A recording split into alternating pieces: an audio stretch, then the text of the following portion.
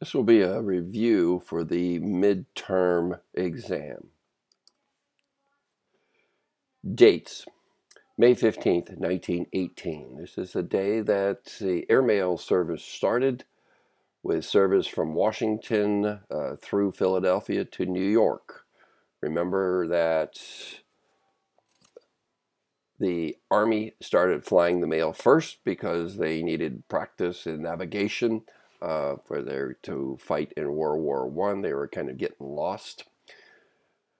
The military would fly it for about 4 months. Then the post office would pick it up, fly it through 1925, at which point they would begin to contract the airmail routes out, and they would be out of the business by 1927.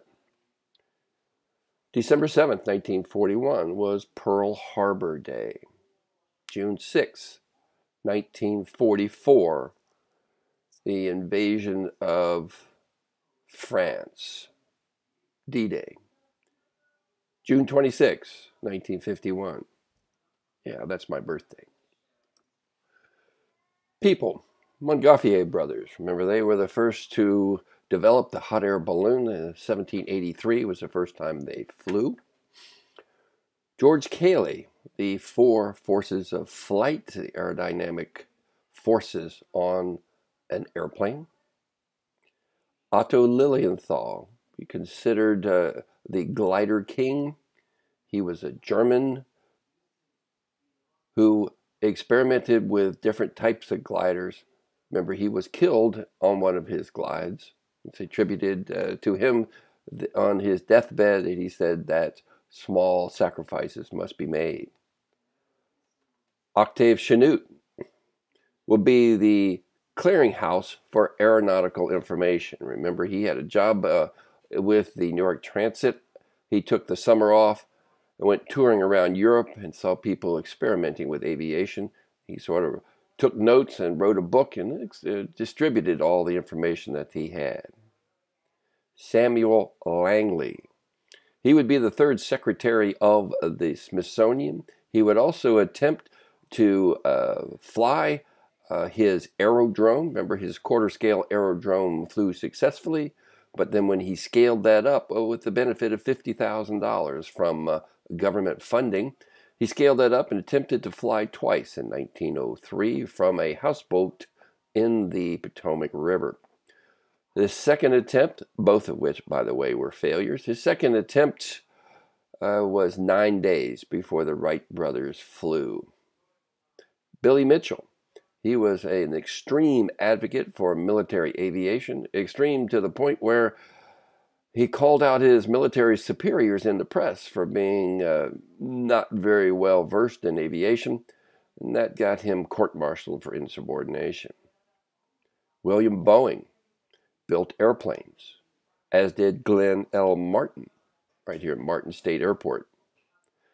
Manfred von Richthofen was the Red Baron, World War I German ace. Postmaster Walter Folger Brown. Remember, he came on into the job in 1930 and changed two major things in the airmail. One, he encouraged, or he needed to, or actually his vision was to encourage people to build and buy bigger airplanes. So he changed the way that the post office would pay for airmail. Instead of paying it by the weight, he paid it by the volume, the size of the airplane. Have a bigger airplane, I'll pay you more, no matter how much mail you carry.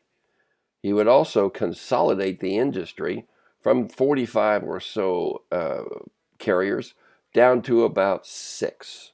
Walter Folger Brown, 1930. Eddie Rickenbacker, the ace of aces, World War I United States ace. He would also end up being the CEO of Eastern Airlines. Jimmy Doolittle, perhaps known best for his blind flying, what we now would call instrument flying. He would also lead the raid on Tokyo. Charles Lindbergh, of course, flew the Atlantic in May of 1927, became an international celebrity, and would use that celebrity to voice opposition to the United States getting into World War II as yet another European war. He would clash with President Roosevelt over that, and after December 7th, 1941, when the United States got in the war, the president refused to allow him to reinstate his role in the Army Reserve Air Corps. Donald Douglas built airplanes. Ferdinand von Zeppelin built a Zeppelin. He built rigid airships. Remember, in 1910, the German rigid airships would be the first to have a scheduled airline. It was called the D-Lag, and it went from Germany all the way to Brazil. Glenn Curtiss would end up building airplanes, and he and the Wright brothers would clash over patent rights. And actually, the Wright brothers would sue Curtiss for patent infringement, put him out of business 2 different times. However, in the end, Curtiss would merge with Wright, and Curtiss would be the survivor. In World War I, there were Curtiss airplanes, specifically the Curtiss JN4. Lots of them built. The Wright brothers faded away. Amelia Earhart, she was in her Vega 5B. She flew across the Atlantic Ocean, a nonstop solo. She would also use that same airplane to fly nonstop across the United States. In 1937, she would have an ill-fated attempt to fly around the world. She was also the first president of the 99s, which was established in 1929 as an advocate for women in aviation. Thaddeus Lowe was the founder and advocate of the Union Balloon Corps, and would develop a lot of observation techniques from the balloon as to how many troops or where the troops were moving. He would guide artillery fire. Juan Trippe, he would be the guy at the crux of several points in aviation. He would push aviation to go across the oceans when it really couldn't, and he would end up developing the Clipper, the flying boats. Again, later on, we'll see him where he was very instrumental in taking the commercial airlines into the jet age. Ed Yost, in the 1950s, had a contract with the Navy to develop hot air ballooning. Remember, the problem with hot air ballooning is that you need to carry your heat source with you. He used propane burners to do that. After that contract was canceled, he got into the recreational hot air ballooning, and that's what he would be best known for. Howard Hughes was the aviator. He was the speed man. He would also be a movie producer and be the person behind the Spruce Goose. He was kind of a character. Otto Prager was the second assistant postmaster in 1918 and would be the motivating force behind the beginning of the airmail service, which happened in May of 1918. And Clyde Cessna Aircraft Company. And events. Remember the Hindenburg disaster. The Hindenburg dirigible was the largest of the dirigibles built by von Zeppelin. The disaster crash in New Jersey was in 1937, and it sort of ended the run of the dirigibles. Battle of Britain.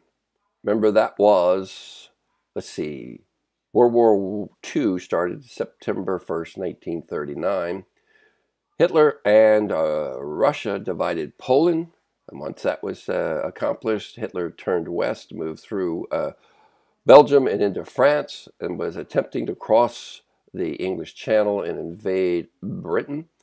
He could not do so on ship because his navy was not ready to take on the British fleet, so he attempted to establish air superiority over the Channel. The battle that ensued would be known as the Battle of Britain, and it was the first battle that had aircraft only, no ships, and no troops. Battle of the Bulge was Hitler's last attempt, last gasp to turn around the battle, to turn around his fortunes in World War II, and that was unsuccessful. Battle of the Coral Sea and Midway were important battles in World War II. Remember, the battles in World War II took place mostly in the air, a lot in the air actually, because there was very little ground, mostly shipborne. Coral Sea is where we kind of blunted the advance of the Japanese, and Midway is where we effectively destroyed their fleet. Bombing of Nagasaki. If I were to ask you what ended World War II, you would say, well, it would have the atomic weapon dropped on Hiroshima or Nagasaki. And since they are alphabetical, Nagasaki came last, so that is what stopped or finished World War II. And remember how airplanes changed over the years, from wood and wire and fabric to metal enclosed cockpits, high-powered engines, from one engine to two engines to the three-engine tri-motor, and we'll go out to a four-engine piston-powered propeller aircraft as we start the second section of the class.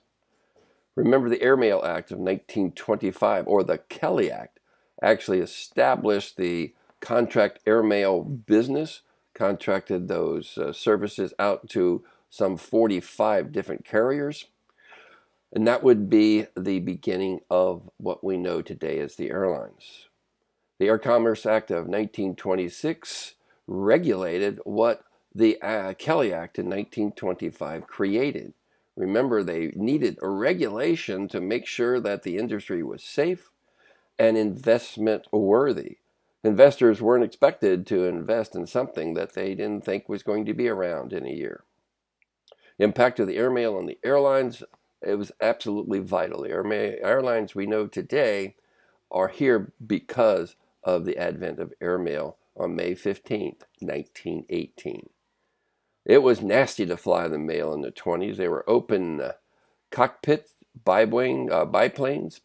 There was no real way to navigate. They were trying to figure it out. Between 1918 and 1925, when the airmail was flown by the post office, they developed the system of navigation, of airborne communication, but it was really, really tough. Remember, the initial 40 pilots hired by the post office, of those 40, 31 would die in service.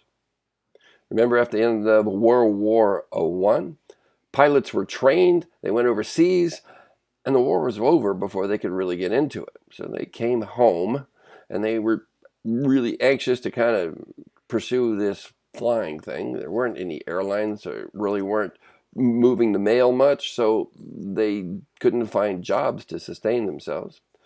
Remember that the world was just absolutely fed up with war and began to burn things, burn objects of war, including airplanes. And so you could go to the local Army surplus store, so to speak, and buy a Curtis Jenny in the box for about $500. Put it together.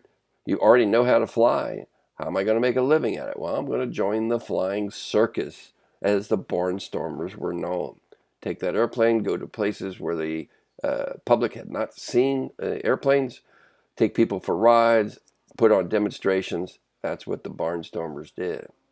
Also, remember the impact of the Boeing 247 and the DC-3. In the mid-30s, the 247 came out, and it would be the template for all modern-day aircraft. Enclosed cockpit, one wing, two engines mounted either in or underneath the wing. Remember that Boeing and United Airlines kind of were in the same group, and Boeing bought out the or actually sold the entire first year's run of the 247 to United Airlines, thereby freezing out all the other carriers who wanted in on that airplane. Well, in response to that, American Airlines went to Douglas and said, Mr. Douglas, would you please build us an airplane? What resulted was the DC-1, which was a single airplane just to prove the technology. The DC-2, about 12, 14 seats, went overseas. And the DC-3. The DC-3, remember, was a critical airplane in that it was the first airplane which could make money simply by carrying passengers. He didn't have to carry mail to make money, the DC-3.